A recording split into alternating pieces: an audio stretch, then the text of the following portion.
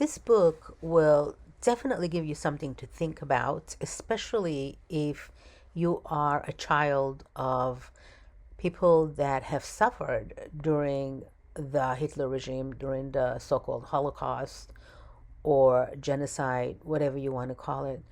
Because one of the things that it did to me, since my entire family was murdered and wiped out, it actually made me realize a lot of the discomfort that I've had with my life that I didn't really know where it came from. So if anyone in your family is one of those people that came out alive from that slaughterhouse, then you will find that there are things that you are not aware of and that you are part of it. So I'd like to welcome Mitchell to Tippy Like Talk. a lot of times I find people that are second generation survivors and they don't know what's bothering them or ailing them. There's an undercurrent or some type of a ghost, as I like to call it, or a black shadow that they live through all their lives, not being able to put their finger on it or identify it. And by me speaking to people, the light bulb kind of goes off and they're looking across the room at other people in the audience with this look of, oh my gosh, this is news to me. Now I have some kind of an idea or direction where to go to get in touch with my feelings. And a lot of people don't know how to approach the conversation. So for me, it's a way of not only carrying the message forward and keeping the memory alive, but also to help others to be able to get in touch with their what they're have been feeling, but not quite sure how to identify it. Me writing the book, through the process of writing it, and even today, a year and a half after I published it, it's been very cathartic for me. As the book shares, I went through quite a few years of therapy because of all the losses and trauma I went through. But halfway through the book, I realized that this is so cathartic, has been so cathartic for me, more than any length of therapy sessions that I had went through, which was great, of course. It helped me quite a bit. But writing the book was very helpful for me, and I never thought that would be the case. Uh, Going through the memories of or having to relive the memories and focusing on what I should write and share and trying to remember everything was very exhausting, very emotionally draining. When I would have a session with one of my writers, and we would sit for an hour or two, and I would speak and record a lot of the stuff that they were looking for material for the book, I found myself just emotionally drained for the rest of the day. It was tough, and now when I'm doing interviews, whether it be podcasts or public speaking, the feeling's the same. It's quite draining depending on how many people are in the audience or what I'm touching on. I get a lot of thank yous and gratitude, saying thank you for sharing your story, thank you for being brave. I had one gentleman that was interviewing Holocaust survivors for the last 30 years for his own podcast and interviews. And he read my book, and he said to me, "Mitch, your book hit me like a ton of bricks." Uh, I took that as a compliment, actually, but yet it just shows you that no matter how um, tough you may be or how tough your skin is on the outside, the subject matter could still be um, quite penetrating and painful. So the reviews that I've gotten, the response from the audience, from readers, from professional critics, and so forth, have all been positive, reinforcing the purpose of the book, and a lot of uh, bravo to me for being strong or brave enough to publish and share such sensitive stories of my life and past. Well, I'm definitely one of those people that really appreciates and thanks you for writing this book because, yes, I can see doing a lot of people have done interviews of Holocaust survivors, and it's horrific, the stories, but it doesn't stop there. And it almost seems like when they do the interview with the Holocaust survivors, it's like, oh my God, we have to get them before they're gone because obviously they're getting old. But nobody really thinks about those kids who've been Right. abused and neglected emotionally. So, so for me, for example, even a small fact like my father was gone by the time I was 8 years old. That's a after effect of the Holocaust. He was made weak. He barely could walk by the time he got out. So I had to grow up without a father. And that in itself like hit me like, wait a minute, there's so much more to the second generation. of every survivor that had children. And I've talked to survivors that couldn't have children, a lot of them, and they just trying to adopt were told things like, yeah, you can adopt these kids, but you can't raise them Jewish. What I'm wondering is, you did go through the trauma when you wrote the book, for sure. But as you speak about it more and more, are you getting a little desensitized from the pain? Are you able to feel less and less emotional attachment to your experience by doing it? No, it's there. It'll always be there. Depending on the topic that I'm talking about, obviously some topics or chapters or stories in my book are more sensitive than others for the reader and for me. So it really just depends on what I'm diving into.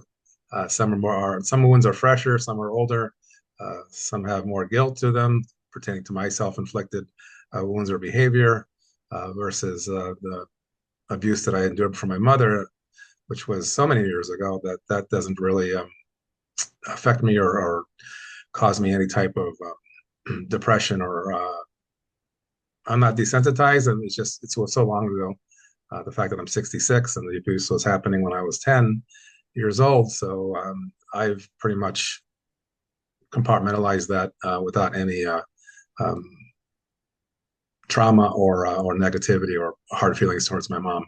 If anything, it's more understanding as to how she was suffering in her own world and how her lack of coping skills prevented her from being a caring mother or even a caring individual towards her son.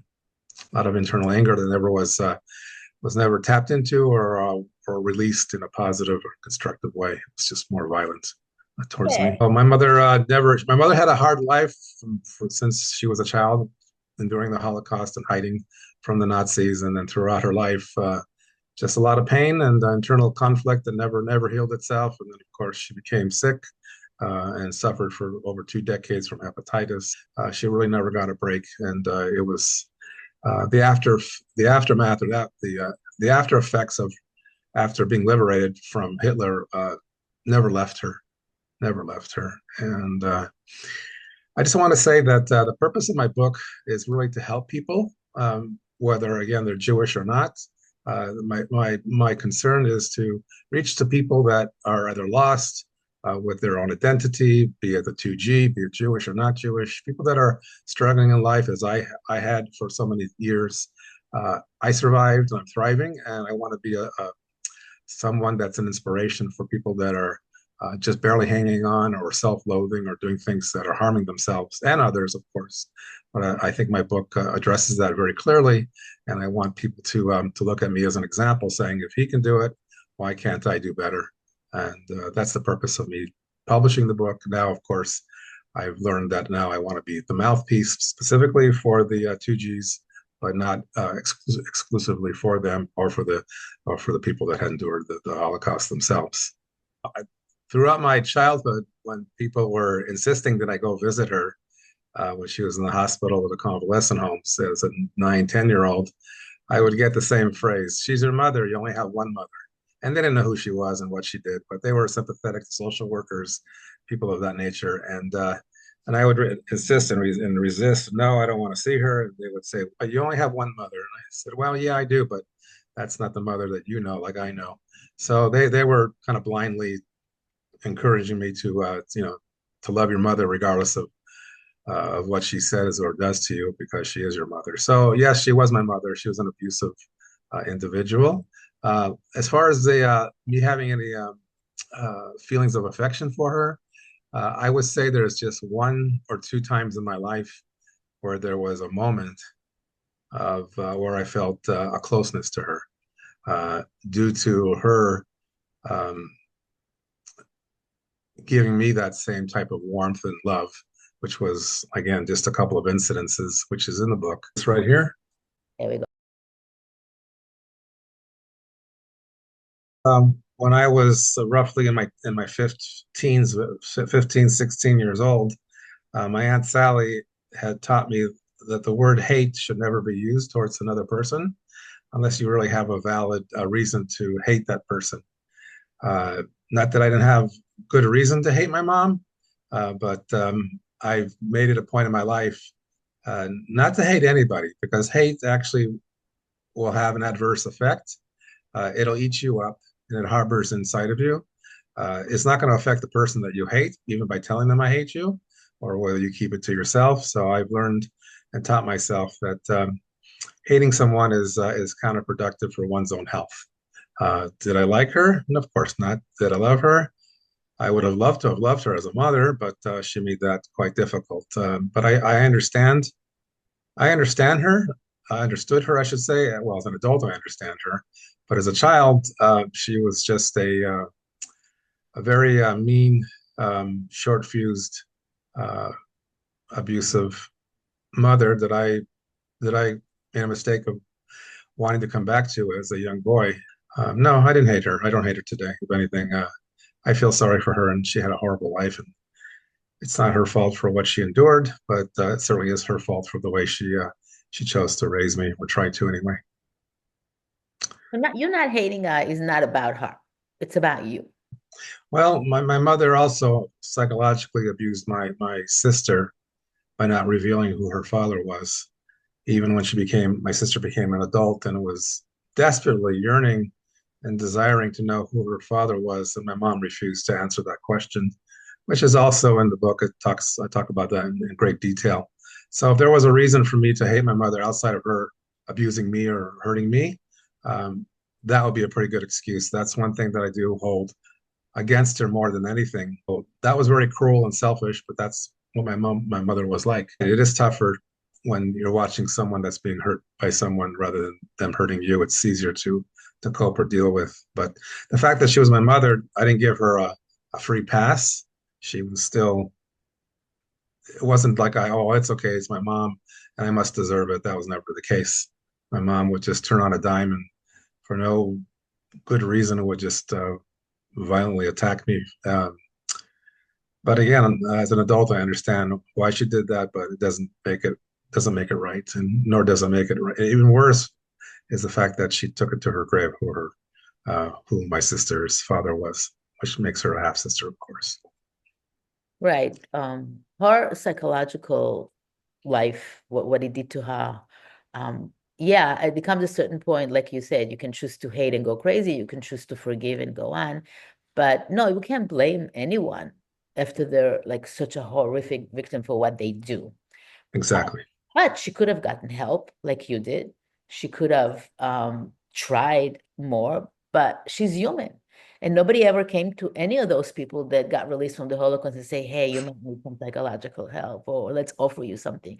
They Right. just release them and go live your life. What? Go live my life? How am I supposed to even live my life? So definitely understandable. But yet you're an innocent bystander that had nothing to do with it. And yeah, she couldn't help Yeah. herself. I was basically her whipping post, and I knew that throughout my life. But you have to ask yourself if we were in their shoes and we went through what they went through, would we be any better than them?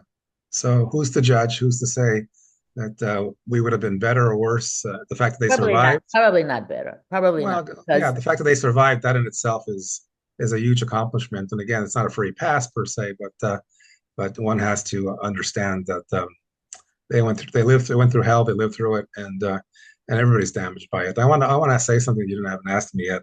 A lot of 2Gs don't even realize that they've been affected by the Holocaust through their loved ones, be it their parents or uncles or aunts or whoever, or even their spouse. Some people uh, will marry someone that they're a 2G and they have no connection to being involved or related to anything of that nature. And a lot of 2Gs are either in denial or just simply are, I don't want to use the word ignorant, but are just in denial that, oh, I'm fine. I had a perfect childhood. There's nothing wrong with me nor my upbringing. And I look at them and I'm like, boy, have you got it wrong. Because you can't, if both of your parents have gone through the Holocaust and you're their first child, you have, you've been affected by that innately, inheritance, trauma of inheritance, etc. So for them to say, no, I'm fine, I didn't experience anything bad in my life. Okay, maybe your parents didn't beat you or they weren't abusive to you, but there were still traits that you picked up that you don't even realize. So I always find that a little disturbing when people say, oh, no, I'm perfectly fine. And some of these people I even know, and I know that they're not fine because I know them personally as friends. and you're pretty screwed up, but I'm not going to sit there and hurt your feelings or jeopardize my friendship with you when you obviously don't want to address the trauma that you think you don't have. And their children also are affected by the two G's, and they don't view their children as them being the source of the problem. Uh, in my case, the same thing. My son was obviously affected by my actions and my behavior, and he was a 3G, and so a lot of these 2Gs not only refuse to accept or acknowledge the fact that they're psychologically or emotionally messed up, that when their children are, some cases are actually dying, not because of illnesses, because of a form of abuse or suicide, whatever you want to call it. That is part of the inherited trauma from their grandparents that was handed down to their parents, to their children. Yes, So now I could take it further, and I will call it ignorant because it's about me, so I can call that totally ignorant about the trauma, totally ignorant how it affected me because my father didn't abuse me. Uh, not blatantly, not out. He loved me. He was happy he had a baby. But when I read your book, it took away my ignorance completely. that's the whole point. Yeah, and it opened up a whole new way of looking at my life. Yes, So I and can that's why. imagine that other people that have gone through it and didn't know it, well, some more traumatized, some less traumatized. I don't think we can blame your mother at all for what she became. I don't even think 0% of blame at all, because I don't think she had control. It's like an addict. It's a disorder. It's not like I have control, I can do it or I cannot do it. She didn't have any control. Um, I'm thinking that the fact that she even came to get you shows you that she needed to love. She just didn't know how. Obviously, I will bet also that when she was in the hospital and people were telling you only have one mother, I won't be surprised if she was lying around saying, "Oh, my son, I love him so much, I love him so much," and then you come and boom. Yeah. So even though she didn't know how to love, I think she did love you the best that she could. Well, she never had role models of what love was as a child, or even as a teenager, or adolescent. So you know you learn from your role models, and if you have no role models, or at least no positive role models, and if there's no love there to absorb or to be given, how could she in return reciprocate that? She expressed what she knew, which was anger, violence, hatred. That's what she knew. That's what she was brought up with, and the, what we so vitally need as children is to be embraced and to feel loved, to feel secure, and she never had any of that. Sure. Let's talk to the people that are actually experiencing that trauma for this episode. Absolutely. So I have a saying that I always like to tell people, and it's also in the book.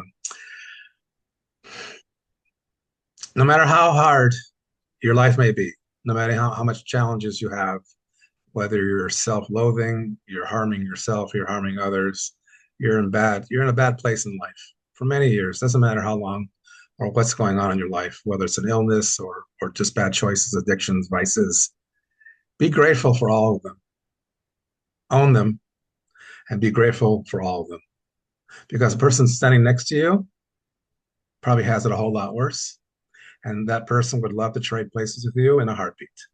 So no matter how bad you think you have it, somebody else has it a whole lot worse, whether it's by choice or not choice. Uh, just be grateful for your problems and own them and do something about it and take charge.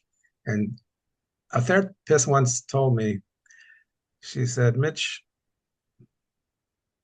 uh, when you do something, when you make a choice or do something, how does it make you feel later or afterwards? And she asked me, does it make you feel good or do you feel bad about yourself? And the answer was, I feel horrible. And she goes, then why would you do that time and time again? Every time you make a choice, whether you wake up in the morning or after the fact, you ask yourself, how do I feel about myself?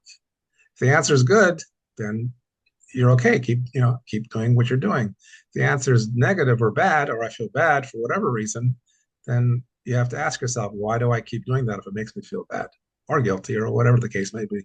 So those are my messages of awareness, encouragement, self-help. Thank things like that. Just own it, stop blaming others, and be grateful for your own problems, and find a way to do better. And I think it applies to every human being. My saying is either be part of the solution, but don't be part of the problem. So find a solution, but don't be part of don't make your problems my problems. Um, it's easy to say, but as something else that I learned from a therapist many, many years ago, from a different therapist, he would always say to me, Mitch, go where the pain is. Whether you're in therapy or you're talking about something or working through something, wherever it hurts the most is where you need to go. But most of us don't like that feeling. It scares the crap out of us. So we turn around and run the other direction. And when I speak to people and they want to talk to me or they need help or a piece of advice, I tell them, wherever the pain hurts you, that's your target right there. Because if you keep avoiding it, you're not going to really address it and fix the problem. Even though it's scary, you got to go there. So read my book and have a box of Kleenex nearby, because it's a tearjerker in the beginning, but then later on it picks up, and the message is there, and I'm living proof of that. And one last thing I'd like to say before you cut me off: never in my life has I ever felt sorry for myself. I never had the poor me syndrome, or why me, or how come this is happening to me. Not at one iota of my life, not 1 second have I ever felt that. I've always been uh, blessed and grateful for whatever goodness I've had from people, and I'm just grateful to be where I am today. But feeling sorry for oneself just makes matters worse. You have to step up and again own it.